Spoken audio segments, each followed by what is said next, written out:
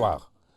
L'émission France Islam qui se propose de retracer la longue histoire des relations entre la France et le monde musulman et les musulmans, pris en tant qu'individu, en tant que groupe, a un sous-titre assez kilométrique: Immigration, intégration, islam et mémoire coloniale.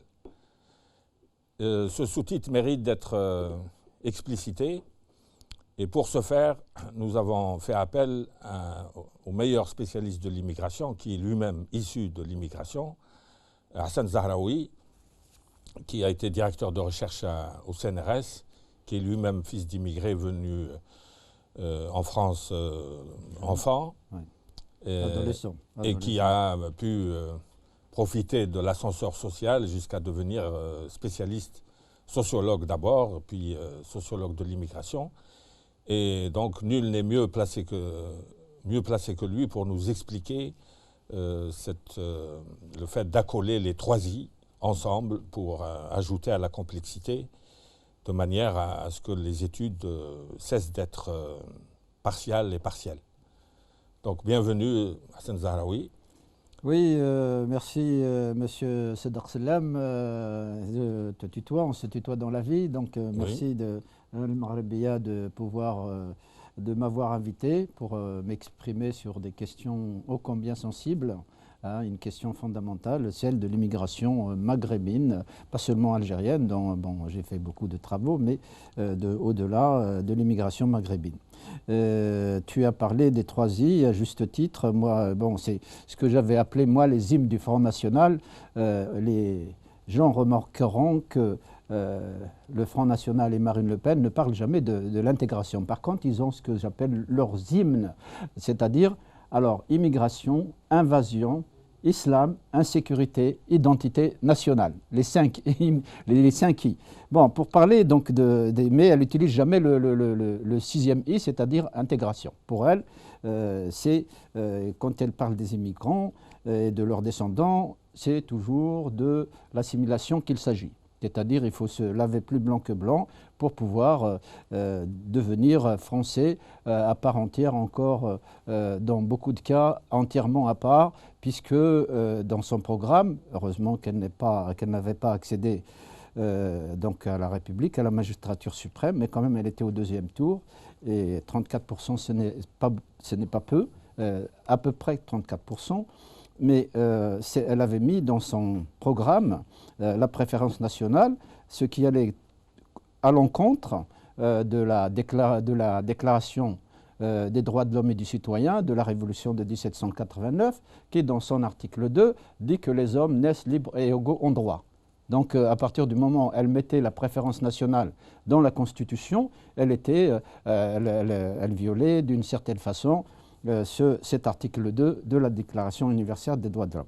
Alors, avant d'arriver les trois I, bien sûr, l'islam, tu l'as placé, Sadek, en dernier, mais moi, je me suis consacré donc, à l'étude de cette immigration. Pourquoi? Parce que j'aurais pu devenir un spécialiste de la sociologie des organisations, j'aurais pu m'intéresser à la sociologie de la famille, je l'ai étudié la famille par contre, mais la famille maghrébine.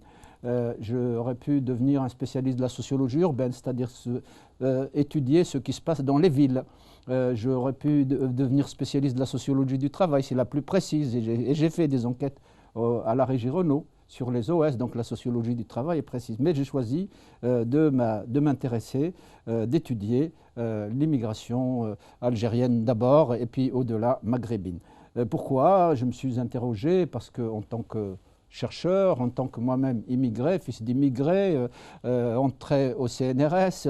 Au passage, j'ai le titre de directeur parce que j'ai été admissible au concours, mais la discrimination oblige, je n'ai pas eu cette fonction. C'est-à-dire que malheureusement, je n'ai pas, mais toutes mes études sociologiques donc ont porté. J'ai commencé au départ, je me suis dit, je vais peut-être m'intéresser à étudier la Kabylie parce que c'est ce qui me venait à l'esprit.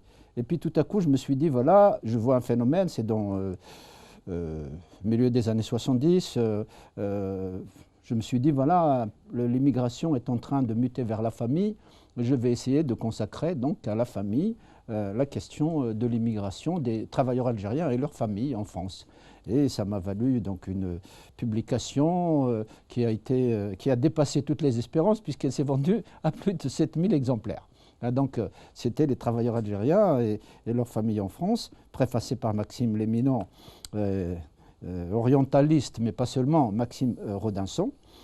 Et alors à partir de ce moment-là, je me suis dit, mais pourquoi je me suis intéressé à des problèmes, finalement, un objet, un sujet qui n'est pas tellement légitime, l'immigration, quand on dit à quelqu'un, oui, je suis chercheur au CNRS, il vous dit, mais c'est quoi, qu'est-ce que vous faites? Il pense tout de suite aux sciences exactes. Il pense que je suis physicien, ou je ne sais pas, astronome. C'est aussi noble. Ouais, oui, la sociologie cherche oui, mais à utiliser la sociographie, les enquêtes. L'immigration, alors fils d'immigrés, travaillant sur l'immigration, quelle misère. Et je me suis dit, Sadek, mon père, c'est ce que m'a raconté quelqu'un de mon village qui est mort là maintenant à Terhamarbe. Donc il m'a dit, quand tu étais petit, tu discutais beaucoup avec les gens. Et ton père, il dit, mon fils va devenir avocat. Ah. Et si j'avais su, pour faire plaisir à mon père Ali et à ma mère Ouzna aussi,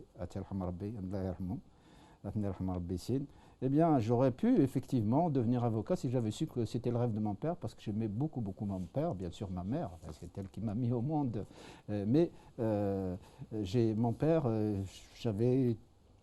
Ton père était mineur? Oui, oui. J'avais cette préférence. Il était mineur. Après, il a fini comme marchand ambulant. Il a travaillé quand même 15 ans à la mine, mais il n'a pas pu jouir de sa retraite. Alors, je me suis dit que si je m'étais intéressé à l'immigration, j'ai fait de la socio-analyse à la Bourdieu, c'est parce que, quelque part, je cherche l'histoire de mon père, que je ne connais pas. L'histoire de mon père, donc, l'histoire de mon père, quand j'étais enfant, mon père, c'était du brouillard pour moi. Et quand je suis venu avec lui, il n'est pas resté longtemps avec moi. Il est décédé brutalement. C'est une chose dont je n'aimerais pas parler ici à la télé. Non, mais ton mérite, c'est d'avoir réussi à objectiver ça. Oui. Sayed, lui aussi, disait de toi, Zahraoui n'a pas besoin d'enquête statistique. Oui. Et il suffit qu'il raconte sa vie objectivement. Ah oui, absolument. Ben, oui, c'est ce qu'il m'a dit un soir. C'est la grande différence avec les autres enquêteurs qui... Ah bah oui, mais qui n'ont jamais rencontré, qui ont rencontré un immigré ou les enfants d'immigrés juste pour dire bonjour, bonsoir et poser des questions.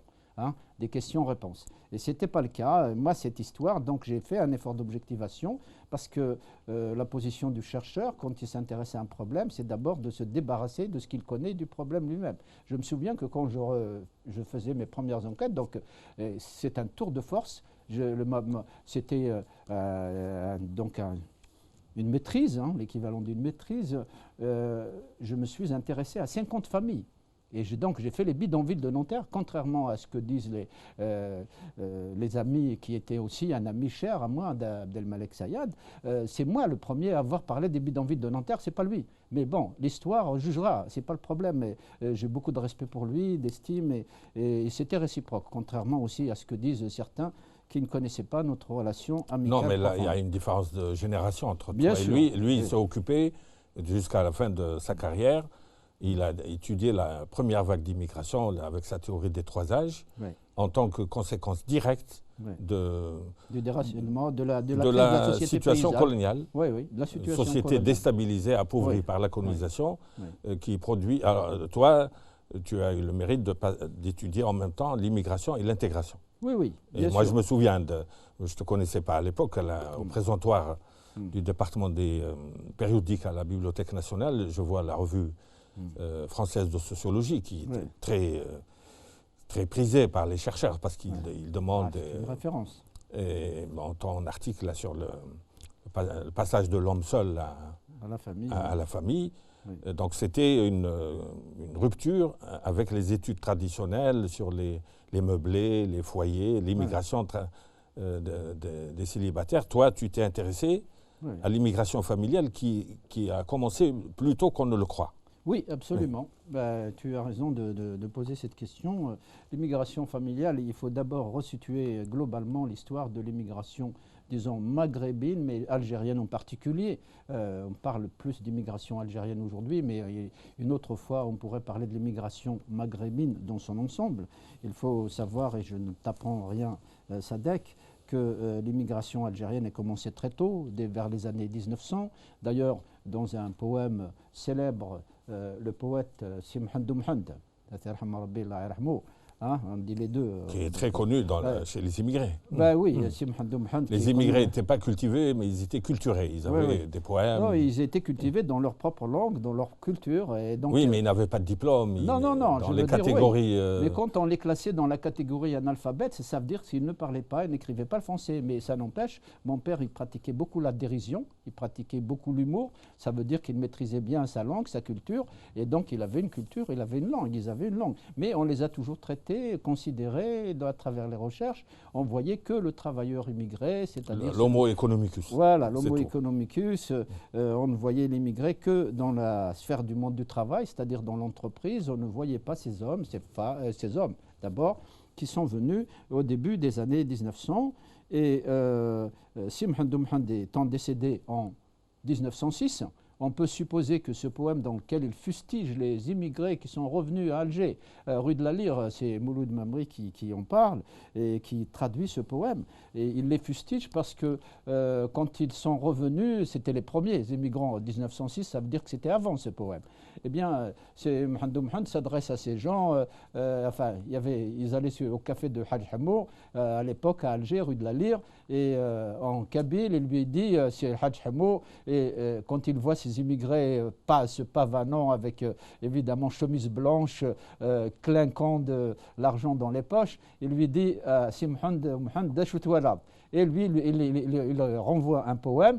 Bon, je ne le dirai pas. Il faut traduire. Mon cœur arrête les soucis, etc. Et puis à la fin, il dit voilà, le monde a changé, même les Kabyles maintenant parlent anglais. Ils sont partis à Paris. Alors il les fustige, parce que il n'aimait pas l'orgueil. C'est normal, les poètes n'aiment pas l'orgueil, n'aiment pas la suffisance. Et les immigrés. Le fait même de revenir avec une tenue européenne, c'était considéré comme une apostasie vestimentaire. Il fallait reprendre le burnous.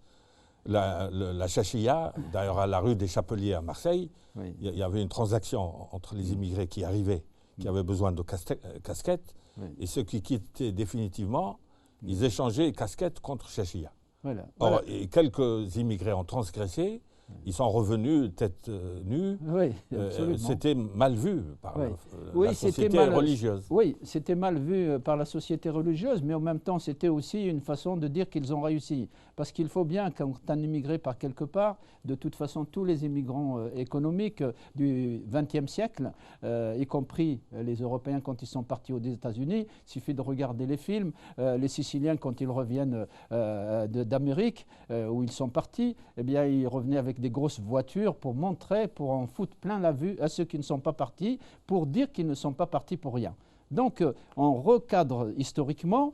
Au début du XXe siècle, ils arrivent d'abord comme bergers, conducteurs de troupeaux dans le sud de la France. Et puis petit à petit, on les voit arriver dans le nord, le bassin minier, dans la région parisienne et dans les Bouches-du-Rhône. C'est 3 îlots où on voit la première communauté immigrée algérienne arriver. Et un recensement de 1912 du ministère français de l'Intérieur évaluait à 5000 le nombre d'Algériens présents sur le territoire français, de Français musulmans algériens, le fameux FMA. Hein. Donc des Algériens... Mais parce qu'à l'époque, tout le monde parle du vœu du délégué financier kabyle, Aït Mahdi. Oui, en 1899. Mais ça n'a pas été suivi des faits parce que le gouvernement général était contre l'immigration. Bien sûr, mais parce il considérait qu'ils allaient rencontrer des syndicalistes, qu'ils allaient rentrer avec des idées subversives. Mais malgré ça, il y avait une partie de l'administration, le ministre de l'Intérieur de 1914, je me souviens, il a donné je me souviens du texte, et il a dit il faut bien traiter les travailleurs indigènes pour qu'au retour, ils disent du bien de la France. Alors que le gouvernement général, il maintenait le système de l'indigénat. Mais là, on arrive aux vagues vraiment impressionnantes. C'est la Première Guerre mondiale qui a fait venir des ouvriers pour assurer l'arrière des soldats qui étaient partis au front. Oui. Et puis après des soldats qui sont restés après l'armistice. Oui, et donc, là, on s'installe dans une immigration à 6 chiffres. Oui, puisque les 100 000, le chiffre des 100 000 Sidi, comme on disait en 1923, a été atteint en 1923. C'est là où on a décidé de créer la rue Lecomte pour la surveillance. Oui. Bon, là, c'est très curieux, quand tu parles d'histoire de l'immigration, tu te réfères à la poésie kabyle. Non. Alors que l'histoire de l'immigration n'est pas enseignée. Non, je sais bien. Contrairement aux recommandations de ton ami Gérard Noiriel. Non. Je ne me réfère pas à la poésie kabyle. La poésie kabyle, je peux la référer poésie à un kabyle, poème. C'est une source. Oui. Mais je me réfère à la poésie kabyle, à un poème de Simouhan pour nous permettre de dater, parce qu'on ne sait rien de cette émigration SADC. On ne connaît pas les débuts de l'immigration algérienne, sont mal connus. Donc je me réfère parce que les sociologues n'ont pas de curiosité historique. Oui, non. Et le seul qui s'intéresse à l'immigration en tant qu'acteur politique, c'est les historiens du messalisme et du nationalisme algérien. Oui, mais on a une histoire politique de l'immigration, la 7e wilaya, Fédération de France, mais on n'a pas une histoire globale qui considère ça comme un fait social total. Oui, mais on n'a pas l'histoire anthropologique, mais il faut bien situer les choses comme elles sont. Donc j'ai dit qu'au départ, c'est une immigration essentiellement individuelle. Tu as parlé à juste titre du Code de l'indigénat. Or, c'est justement un décret de 1874, qui interdisait aux indigènes, c'est-à-dire aux Algériens musulmans, de se déplacer en dehors de leur douar sans autorisation préalable. Donc les départs vers la France étaient filtrés, alors qu'on est dans le cadre d'un système colonial qui crée de la misère sociale, avec la dépossession des terres. Les paysans étaient en situation de ce que j'appelle moi les immigrants potentiels, c'est-à-dire qu'ils sont prêts à partir. Surtout la répression de la révolte de Mokrani. Oui. Parce que la Kabylie n'est pas plus pauvre que les montagnes avoisinantes de Tablat. Mais si les Kabyles ont immigré massivement, c'est à cause de la dureté des confiscations après l'insurrection de Mokrani. Oui, absolument. On peut même dater comme cause profonde l'immigration kabyle et algérienne. Après c'est devenir un phénomène social total pour l'ensemble de la société algérienne. C'est-à-dire que ça va atteindre l'ensemble des départements, à part le sud, évidemment, où on n'aura pas tellement d'immigrés. Mais dans cette période, effectivement, la révolte, l'insurrection conduite par Bachir el-Hajj el-Mokrani et Cheikh Haddad, a été terrifiante. Parce qu'on l'a fait payer donc à la population de l'Est de l'Algérie, pas seulement d'ailleurs, il y a la Kabylie, mais aussi une partie de l'Est aussi de l'Algérie. On leur a fait payer un lourd tribut, c'est-à-dire qu'on leur a fait payer les dommages de guerre. Donc on a confisqué les terres, on a réduit, on a réduit cette population à une misère atroce, donc ils ne pouvaient pas. Et en plus de cela, non seulement on leur a confisqué les terres, on les a obligés à payer des impôts lourds, et du coup, ils se sont trouvés dans une situation de précarité, de pauvreté telle qu'il ne restait comme solution que l'exil, que le départ. Le départ vers la France était limité par le décret justement de 1874. Il y a une raison symbolique plus que matérielle. Je termine si tu permets. Ce n'est pas des débats politiques, mais je termine si tu permets. Oui, 1874, donc comme le décret limitait les départs, il fallait passer. Moi j'ai interviewé, il y a 25 ans, un quart de siècle, ou plus il a vécu centenaire. Il est venu en 1912, un immigré. Il m'avait dit que quand on partait à l'époque, il fallait obtenir l'autorisation de l'administrateur colonial, 2, il fallait payer le billet retour. Parce que les autorités coloniales prenaient le soin de demander à l'immigré lui-même de payer le billet retour. Et c'était terrifiant, parce que pour les gens qui des fois ne trouvaient pas de travail, comment ils vont payer le billet retour? Et pas après, donc tu as bien fait de souligner, on passe le vrai basculement d'une immigration individuelle filtrée vers une immigration collective en 1914-1918. À ce moment-là, c'est-à-dire qu'on décide en juin 2013, 1913, c'était avant-hier, ça passe tellement vite. Alors, donc en juin, 1913, on a décidé de lever cette interdiction, ce décret, donc on l'a annulé, et du coup on a permis, dans un premier temps à des Kabyles, mais après à d'autres Algériens de toute l'Algérie, de venir en France. Le basculement, moi je dis que le passage, je distingue bien cette période de pré-émigration collective, c'est-à-dire individuelle, fondée sur l'homme seul, qui venait pour une année maximum, il retournait, c'est-à-dire c'était une immigration turnover, c'est-à-dire on venait, mais on laissait quelqu'un pour garder à la fois, pour veiller sur les femmes et sur les terres. Donc on tournait dans les familles comme ça, on les envoyait, c'est ce que j'appelle moi l'immigration par délégation, voire une immigration mission. Ils étaient envoyés comme des soldats, c'est-à-dire que le mouvement était contrôlé par la communauté. Arrive la guerre 14-18, là on va vers le basculement. D'une part, on passe de la Kabylie à l'ensemble de l'Algérie et on passe de l'Algérie à l'ensemble du Maghreb. 300 000 sont venus entre 14 et 1918, dont 36 000 sont morts au champ de bataille et puis sans compter les milliers de blessés. Mais à la fin de la guerre, on leur a demandé de repartir parce qu'on n'avait plus besoin d'eux. On a gardé quelques-uns, c'est vrai, mais à partir de ce moment-là, on entre dans les années 20. Des années de reconstruction. En fait, quand on regarde l'immigration algérienne ou même maghrébine, on voit qu'elle dépend de la situation du marché français du travail, elle dépend également des conditions de la société.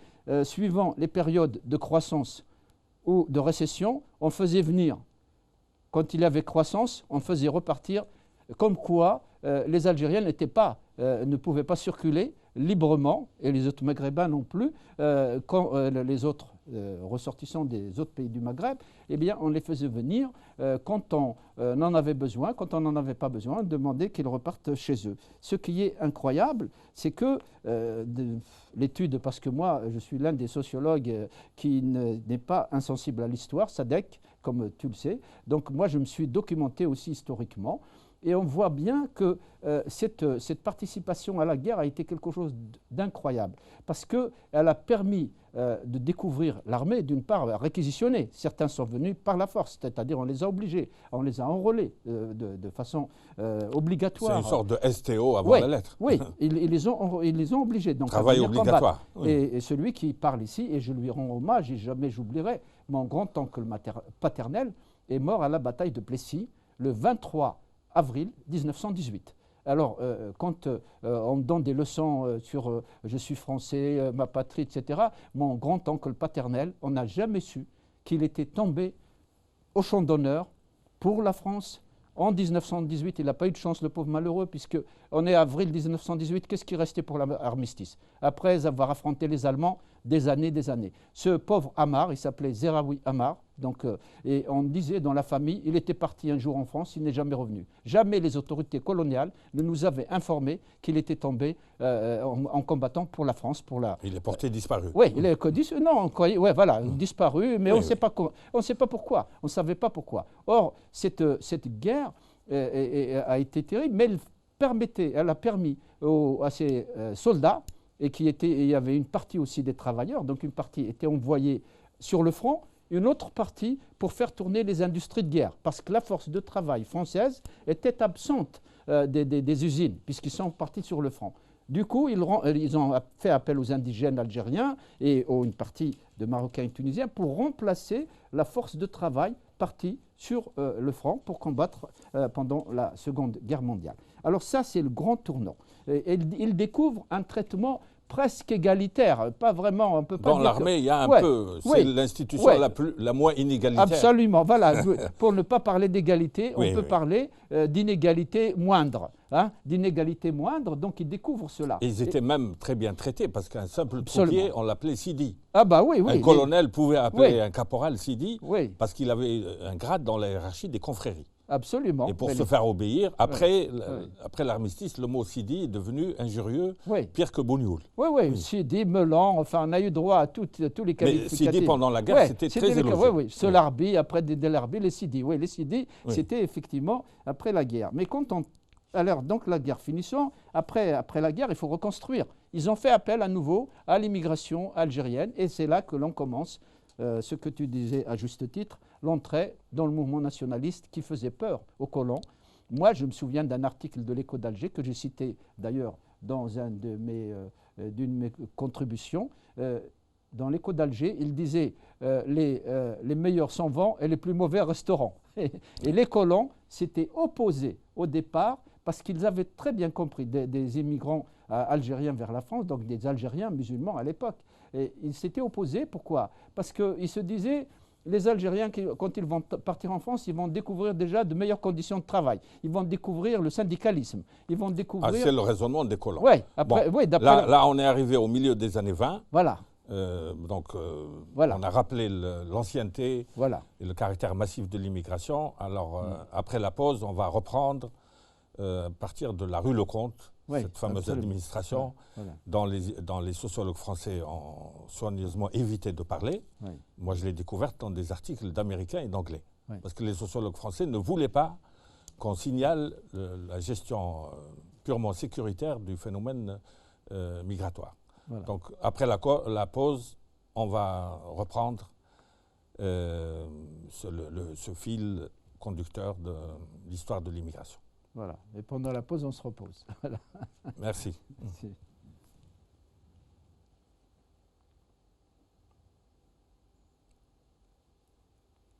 Bon.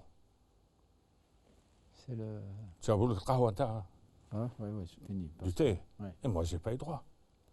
Parce que toi, tu parles kabyle, moi, je ne parle pas kabyle. Non, il faut le demander. Comment on dit? C'est le même mot. Le taille, c'est tout. Au lieu de dire taille, du taille, des tailles, la taille. Ah oui, de la taille, ah oui, de la taille.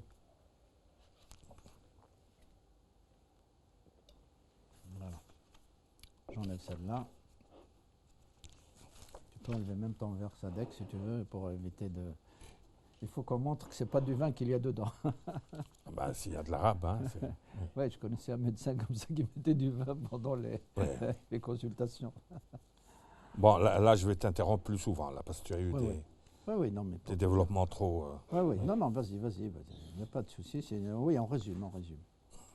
On va aller vite. Ah, vrai.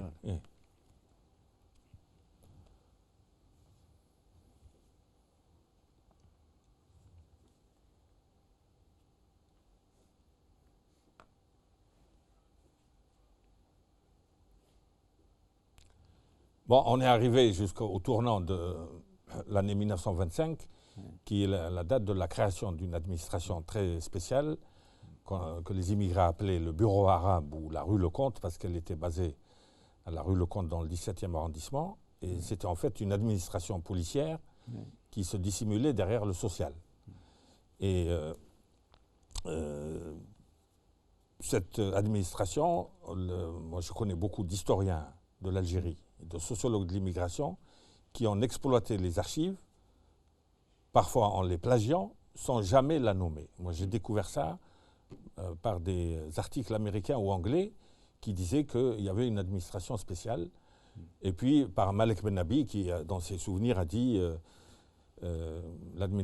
après l'ouverture de la police de la rue Lecomte, l'indigénat a traversé la Méditerranée beaucoup plus facilement que les indigènes.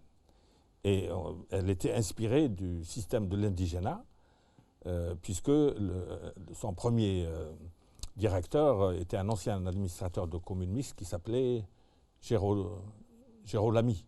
Gérolami, voilà. Toi, tu avais rencontré ça. Cet immigré de 1912, il me disait justement, moi je ne comprenais pas, j'avoue que je m'étais pas documenté. Il confondait avec le chef indien, Géronimo.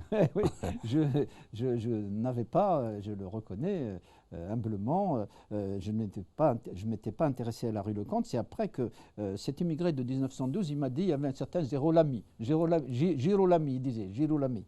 Et Gérolami, et puis finalement on apprendra que effectivement ce service qui était chargé de surveiller donc les Algériens musulmans pour savoir s'ils s'engageaient dans des activités politiques. Je disais donc les colons, ils avaient peur, qu'ils découvrent l'égalité, la lutte à travers le syndicalisme, qu'ils revendiquent en revenant des salaires plus élevés dans les centres de colonisation où il y avait une partie quand même qui travaillait, et surtout l'engagement politique. Alors, comme là, tu es encore mieux placé que moi, Sadek, c'est qu'à partir du moment où les colons voyaient le passage de l'émir Khaled ici faisant des convois, puisqu'ils s'informaient régulièrement, ils ont fait toute une bataille pour essayer d'empêcher donc le départ de nouveaux immigrants algériens vers la France. Alors, l'émir Khaled est venu en France en juillet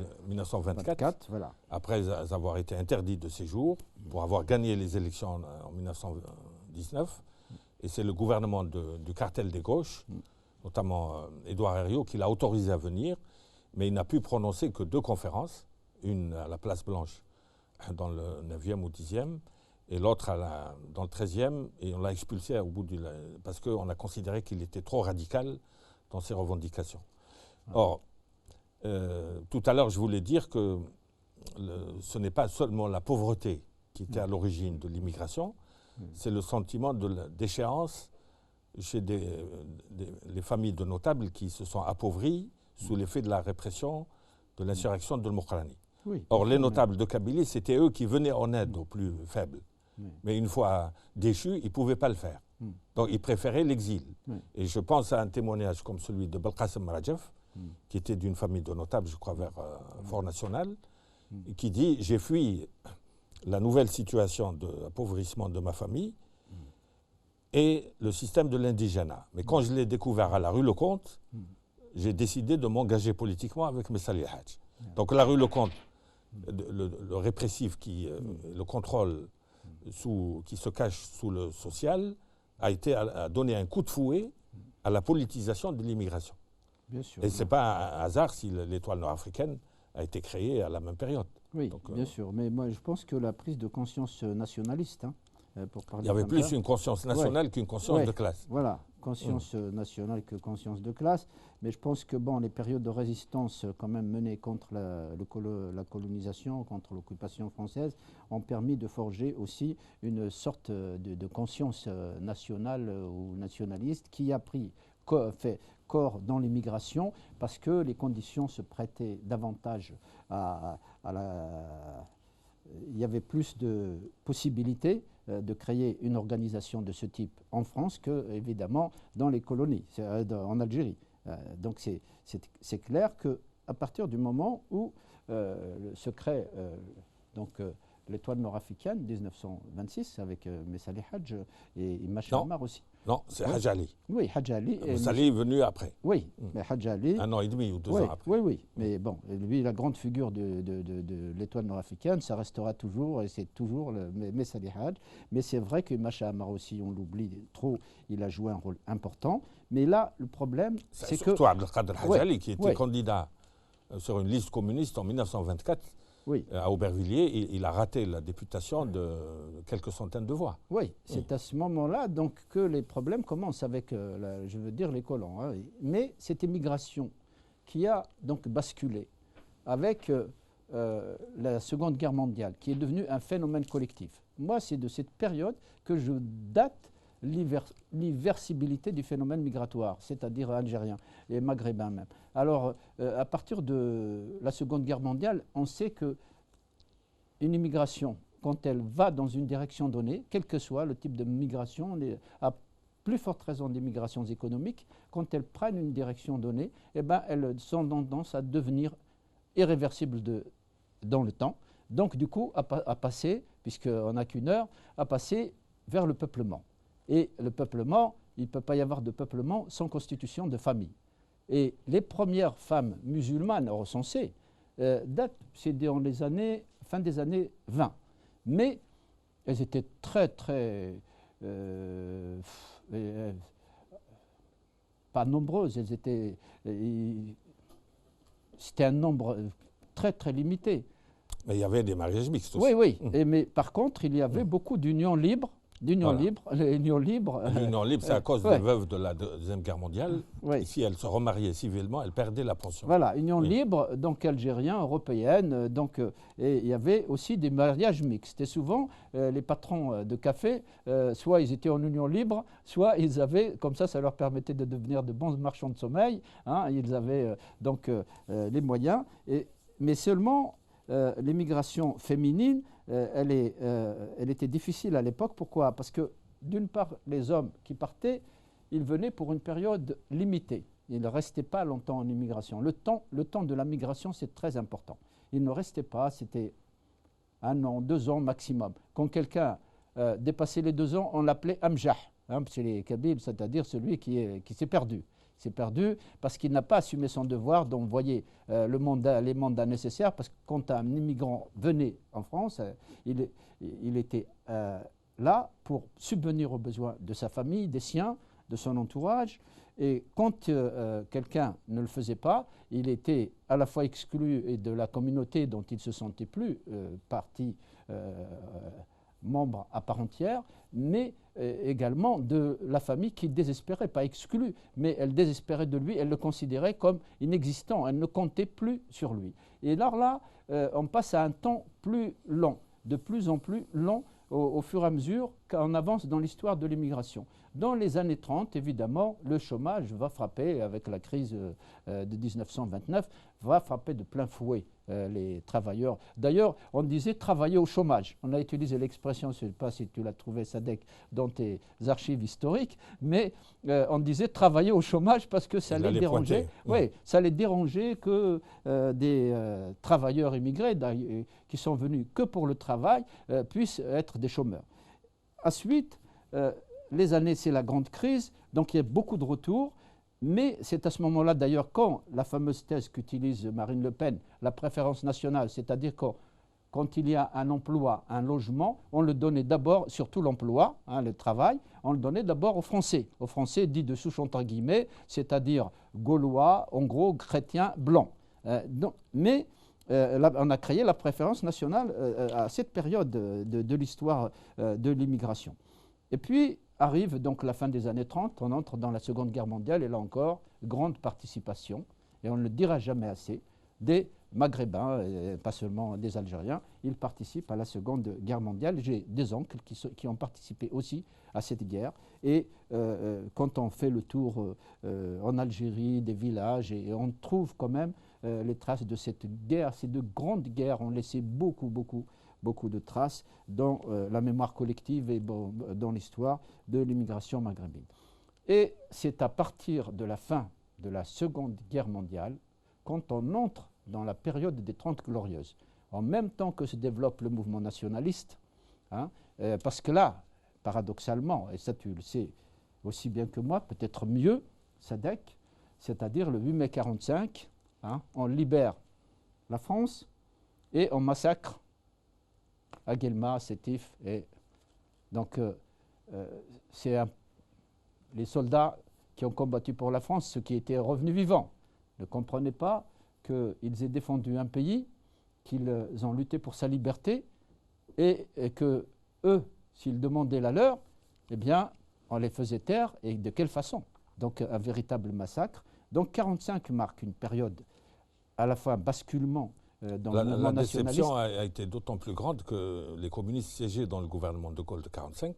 Oui. Ils ont participé à la répression, alors que dans les années 30, le Parti communiste et la CGTU étaient un vecteur d'intégration. Il y avait une forte proportion de travailleurs qui passaient des stages, ils gravissaient les échelons dans les usines et qui étaient chefs syndicaux.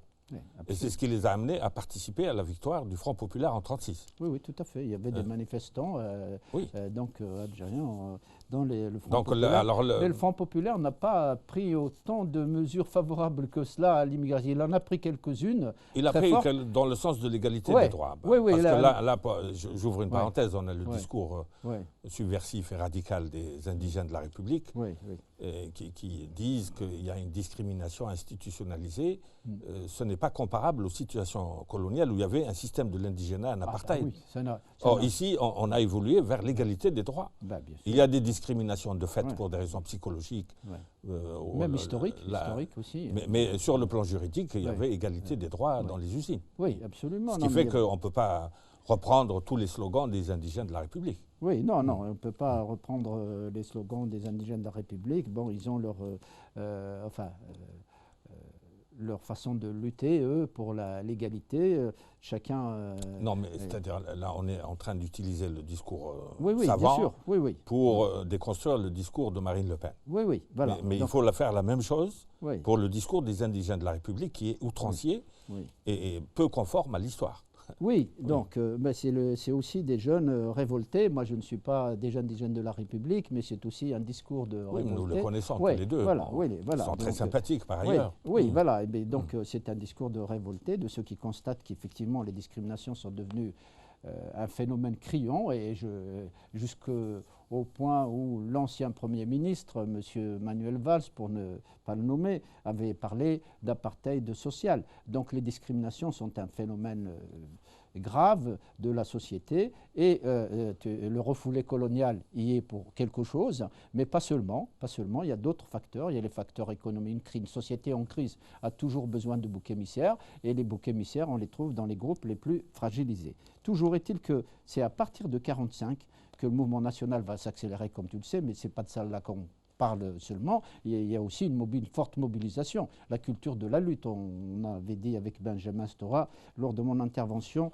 au Musée national de l'histoire de l'immigration. C'est à partir de 1945 que commence l'immigration familiale, que les femmes arrivent de plus en plus nombreuses, jusqu'à constituer 16 000 familles vers 1956 à peu près, 16 000 familles. Et encore, on n'a pas tout à fait les recensements, les statistiques. Pourquoi l'immigration algérienne, parmi les migrations maghrébines et parmi les autres immigrations, est celle qui a mis le plus longtemps à devenir familiale, c'est-à-dire à se constituer en famille, un homme, une femme, leurs enfants, voire après leurs petits-enfants, les descendants. Là, avec une forme de discrimination nouvelle, les enfants restés au pays n'avaient pas droit au même taux de location familiale que ceux d'ici. Oui, non, là le problème, oui justement, la discrimination, elle a commencé. La discrimination a toujours eu lieu, par exemple, pour le logement. Moi, à la limite, quand je me suis intéressé seulement à l'immigration seule, dans mon ouvrage, j'aime pas trop parler de mes livres, mais de l'immigration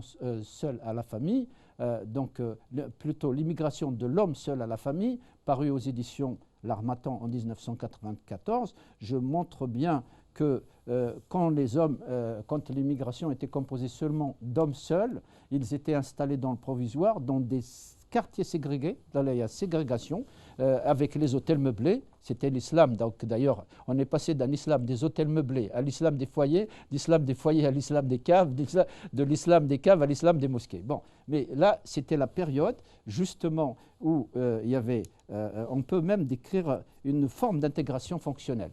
Parce que qu'est-ce qui faisait l'intégration de ces hommes? C'était l'entreprise. Ils travaillaient.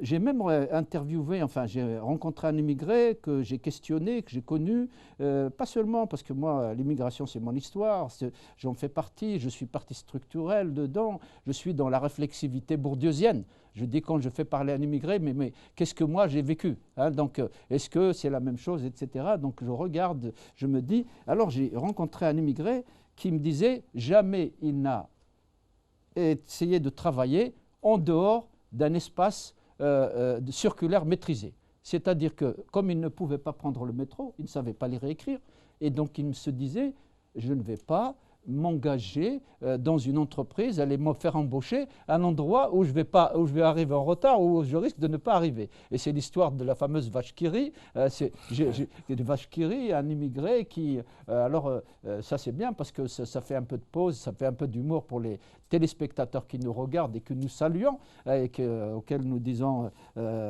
salam alaikum, azul fallaoun, et bonsoir. Et donc là, l'histoire de la vache qui rit, c'est quelqu'un, alors c'est une histoire vraie ou pas, je ne sais pas, mais dans ma région, on dit c'est une histoire vraie. Il y a un immigré qui donc allait à son travail, il prenait le métro, et à l'époque, il y avait la fameuse vache qui rit avec ses boucles d'oreilles, là, ses grandes boucles d'oreilles. Et alors, il voyait la publicité dans le métro. Et chaque fois qu'il voyait la vache qui rit, il savait que c'est à la station d'après qu'il faut descendre.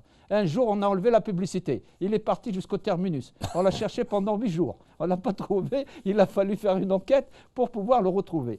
Et cet immigré, il m'a dit non, moi je ne peux pas, parce que je ne peux pas prendre le métro. Combien de fois j'ai trouvé des immigrants, ils ont souffert.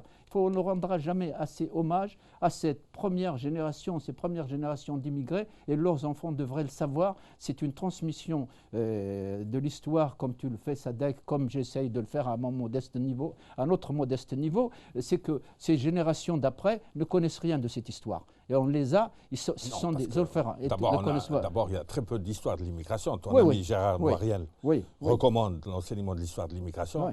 Il n'est toujours pas écouté. Oui. Mais là, j'ai une question. Là. Il nous reste peu de temps.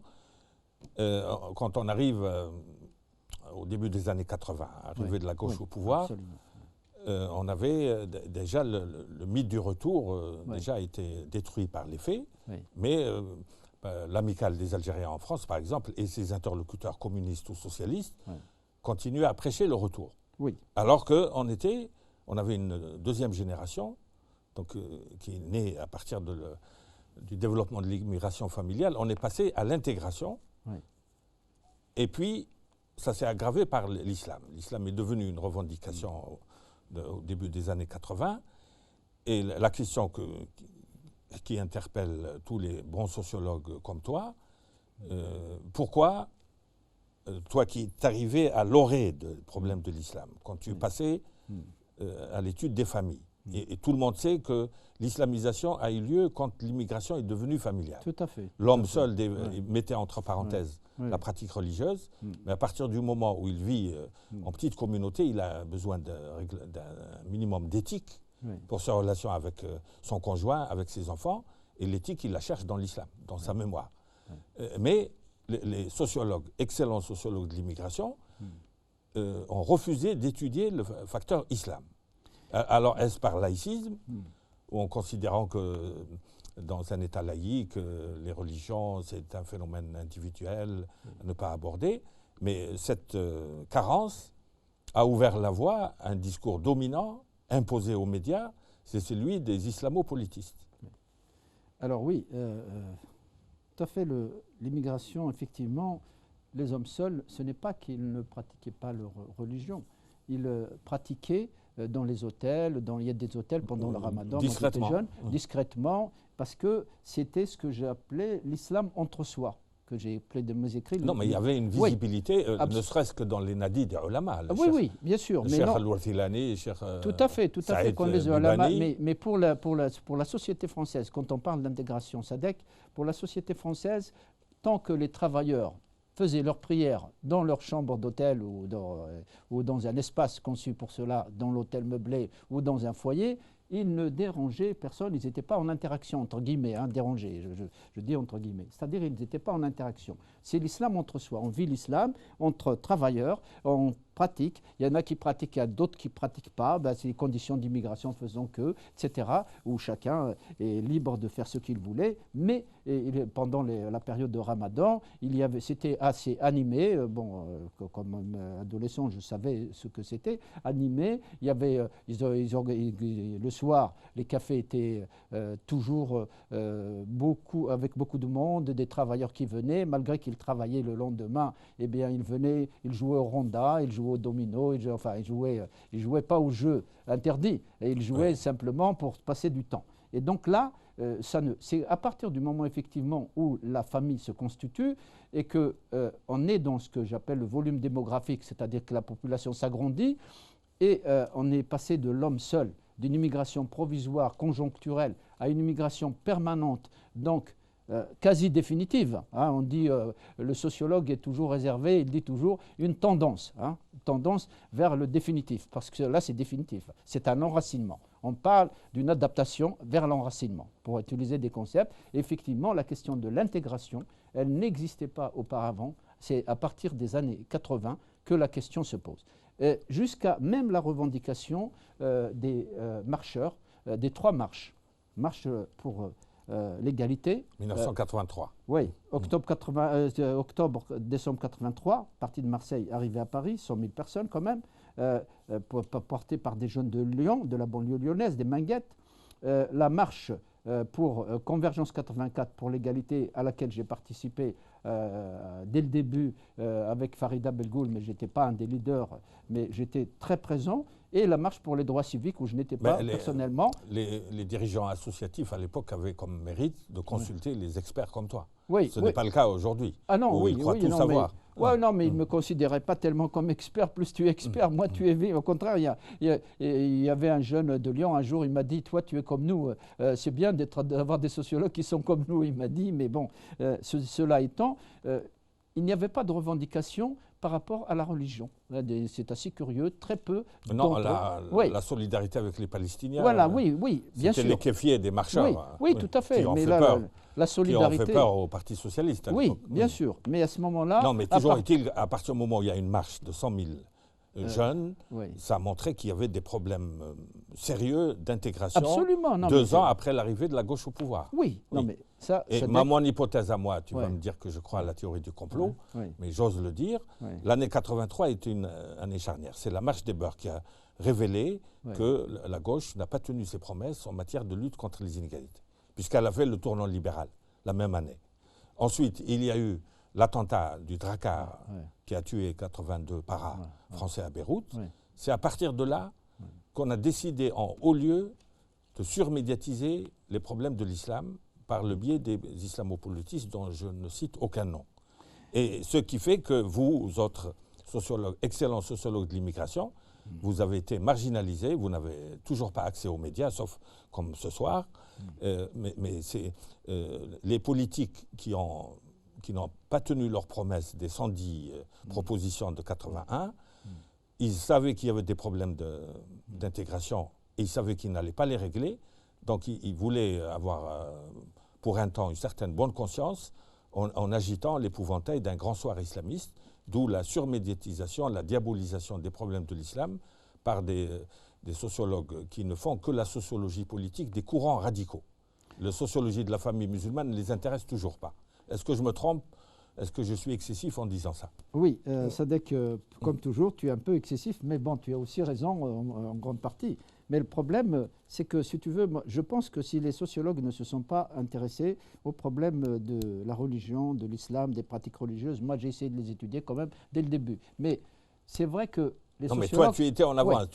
Parce qu'en étudiant la famille, tu as des éléments d'islam. Mais tu n'as pas sauté le pas. Non, je n'ai pas sauté le pas, je vais te dire, parce que les sociologues ont l'habitude d'étudier des problèmes, dès qu'il y a des problèmes qui se posent. Et effectivement, l'islamisation dont tu parles, le fait de désigner l'islam, ça a commencé avec le discours de Morwa. 1983, je partage entièrement ton avis, je l'ai même écrit. Oui, quand il a accusé les syndicalistes d'être des chiites, alors qu'il n'était même pas pratiquant. Je l'ai même écrit. En 1983, on a 3 événements majeurs, significatifs, qui sont très importants pour l'avenir de l'immigration dans la société française. Un, c'est la marche dite pour l'égalité qu'on a détournée en l'appelant la marche des beurs, pour ne pas mettre l'accent sur la question de l'égalité qui est fondamentale si on veut considérer que les descendants d'immigrés maghrébins sont des Français à part entière et non pas des Français entièrement à part. Bon, là, attention, il nous reste très peu de temps. Oui. Alors, je pense qu'on a suffisamment dit pour expliquer que ce n'est pas pour charger la barque qu'on a collé les trois i, je veux dire là, que les problèmes sont très liés. Attends, et je que finis, Sadek, s'il te plaît. Le discours savant...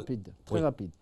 Donc, le deuxième événement, c'est les élections de Dreux, où le Front National instrumentalise, commence à instrumentaliser les migrations. Le troisième événement fondateur, j'ai même donné une écharpe à un des grévistes, c'est les grèves de Talbot-Poissy. C'est lié. Voilà, c'est lié. Et c'est à ce moment-là que Morwa a dit oui, ils sont on reprendra ça dans une autre émission. Voilà, merci beaucoup. Je pense que c'est suffisamment clair pour justifier que le sous-titre soit les 3 I, auxquels on ajoute les mémoires coloniales. Merci et à la prochaine émission. Et merci. Alors, on salue tous les amis qui nous regardent. Et Momo de Montreuil et Strabourny, voilà, et tous les amis qui il ne faut pas personnaliser les saluts, il faut saluer toute la classe. Oui, non, je n'ai pas personnalisé, je salue tous ceux qui me regardent. Voilà. Très bien. Merci beaucoup. Et à une autre émission pour expliciter le voisinage de ces 3 I. Oui, on continue. Ce n'est pas pour charger la barque, mais c'est pour voir clair. Là où il y a un certain discours... Nous sommes arrêtés au milieu du parcours, là.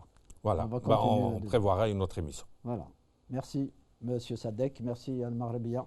Merci d'être venu. Voilà. Et merci et bonsoir à toutes et à tous.